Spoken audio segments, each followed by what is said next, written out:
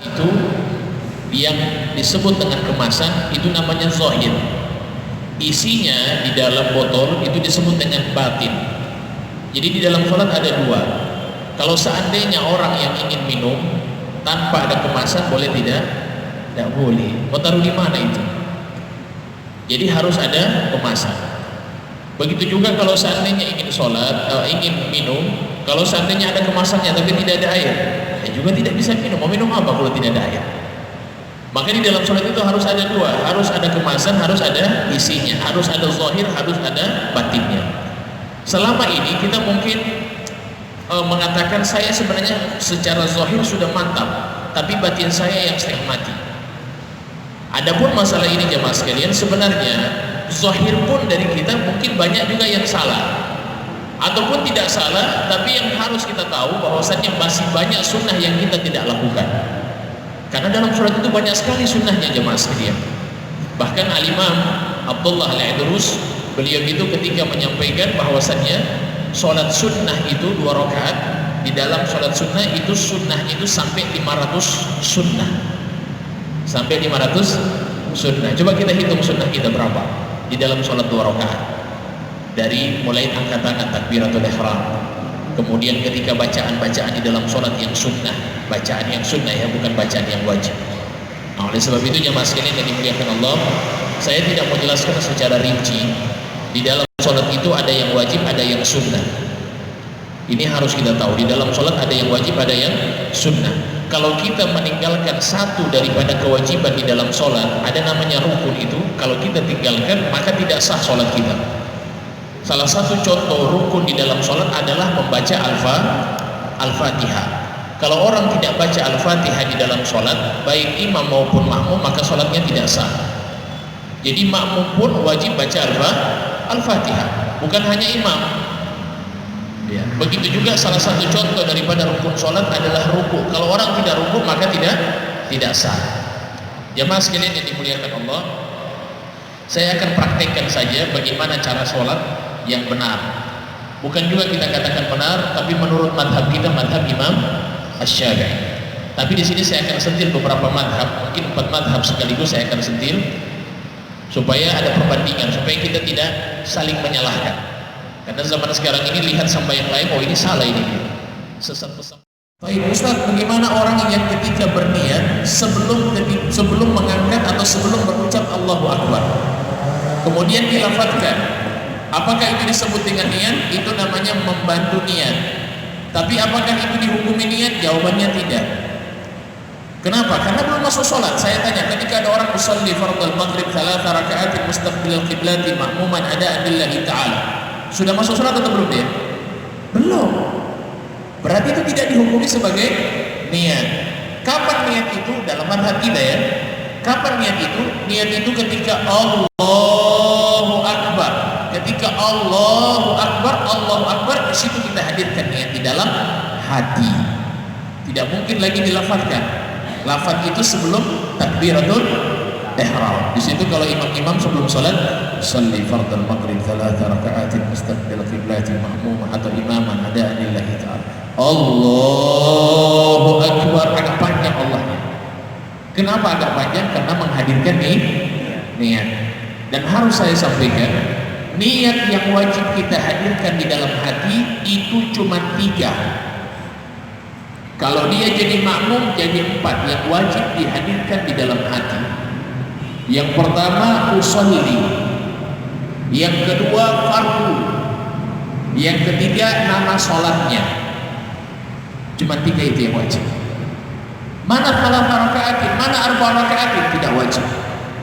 Mana mustaqbilal qiblati, tidak wajib. Yang wajib apa? Cuma 3 ini.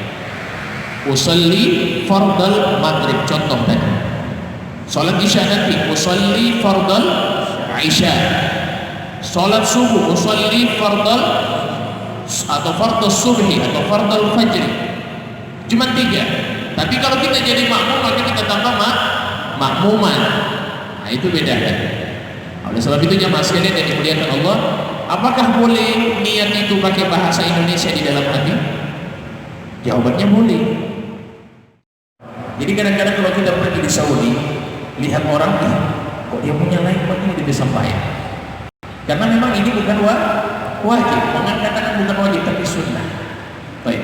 Jadi bagaimana cara mengatakan yang benar dalam mazhab kita, mazhab Imam Syafi'i, itu jari jemari itu sejajar dengan bawah telinga ini, daun telinga. Kemudian kita angkat tangan Allah, ini langsung dipraktekkan oleh guru kami Al-Habib Ali Masyhur, kakaknya Habib Umar, mufti di kota Hadramaut, mufti. Jadi cara prakteknya bagaimana? Itu tangan dihadapkan ke kiblat. Allah agak sedikit melengkung ke depan begitu, agak sedikit bengkok. Kemudian agak sedikit renggang jari jemarinya. Dan tidak harus disentuh. Ada orang dia suntung di sini. Yang perlu disontung. Cukup dikira-kirakan. Dikira-kirakan Allahu Akbar dari depan, Allahu Akbar. Ya. Atau bisa begini. Allahu Akbar. Ini benar semuanya. Ini mazhab kita, mazhab Syafi'i. Baik, jamaah sekalian yang dimuliakan Allah. Kemudian ketika itu kita ingin sedekap. Nah, sedekap itu seperti apa? Sedekap itu kalau kita lihat di dalam mazhab kita Syafi'i, itu sedekap di atas pusat, di bawah dada. Di atas pusat, di bawah dada begini. Itu dari mazhab kita. Kalau kita lihat mazhab yang lain seperti yang ada di Sudan itu mazhabnya Imam Malik. Kakak saya orang Manado juga. Itu sekolahnya di Sudan. Ketika dia pulang, dia bilang memang di sana mazhabnya Malik. Mazhab Malik itu salatnya bagaimana? Tepat pada pusat sedekapnya. Kalau kita pergi di Saudi itu menjadi mazhab resmi mereka adalah mazhab Imam Ahmad bin Hanbal. Jadi cara salatnya bagaimana? Ketika sedekap di bawah pusat. Allah. Santai ya? Santai sekali. Itu mazhab. Baik. Kemudian kalau kita pergi kemana? Ke misalnya ke India atau ke Maroko, maka kita akan temukan mereka mazhabnya apa? Abu Hanifah. Bagaimana mazhab Abu Hanifah? Sama dengan mazhab Imam Ahmad bin Hanbal. Allahu Akbar. Santai. Baik. Sekarang pertanyaannya. Kemudian tangannya agak sedikit renggang, gitu. Ya. Ini pegang lutut. Jangan pegang tulang kiri. Ini sering saya lihat pegang tulang kiri. Dan banyak saya tanya, kok kenapa pegang tulang kiri? Dia bilang, Ustaz supaya lebih besar, lebih pahala. Ini benar atau tidak? Tidak benar. Dalam empat madhab semuanya mengatakan di mana? Di lutut. Belakangnya diluruskan. Sekiranya ketika diletakkan air di belakang kita, airnya tidak akan tumpah. Ini berarti lurus belakangnya. Allahu Akbar. Pandangan kemana? Pandangan ila mahallis sujud. Pandangan ke tempat sujud. Jangan begini. Atau kepalanya dikasih ke bawah begini. Tapi pandangannya kemana? Ke mahallis sujud, tempat kita sujud. Nah, ini juga penting. Apa bacaan yang kita baca? Kita sudah tahu. Subhana rabbiyal azim wa bihamdi. Setelah kita rukuk, jemaah sekalian yang dimuliakan Allah, sami Allahu liman hamidah. Sami Allahu liman hamidah itu begini. Sami Allahu liman hamidah, tangannya diluruskan ke bawah. Semua empat madhab, bukan cuma satu. Empat madhab sepakat bahwasannya tangan itu diletakkan di mana? Di bawah. Gini. Di bawah begini. Baik, ada yang sami Allahu liman hamidah. Ada tidak? Ada di masjid sini? Enggak ada. Di awas semua ya? Ada. Masalah